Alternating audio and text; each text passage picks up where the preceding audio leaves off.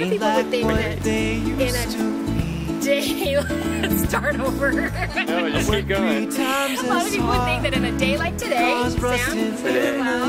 Wait, you can't tell the f-stop's going down. It's been raining, it's windy, it's chilly, believe it or not in Arizona, that you would cancel a photo shoot, but not us. Because all you really need is maybe a reflector, your flash to put it in fill flash if there's any shadows, and the clouds offer a great natural diffusion, and the colors will pop. Sam's totally laughing at me right now. And we think that the wind is great because it's too air and moving. So we say if you can't drive or take pictures already dangerous,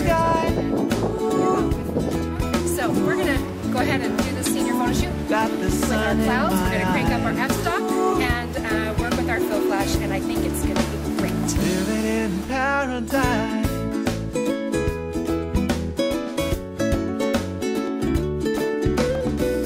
Downtown to Kapolei, on the H1 freeway, I'm stuck in a sea of lonely drivers.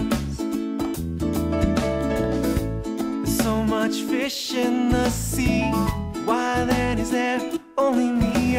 Okay, so we have Sam. He's kind of gonna show you how to get those clouds so that you can see them. You can't see them with this, but he will, and I'll show you the final product when we're done. So Sam, you did well with your f-stop. Just the love for the ride. If you look at your f-stop, otherwise known as your aperture, you want to crank that up. Mine's right about 11, and my shutter speed's about 500. Crank your ISO up, you're going to need to, otherwise you're not going to have enough light.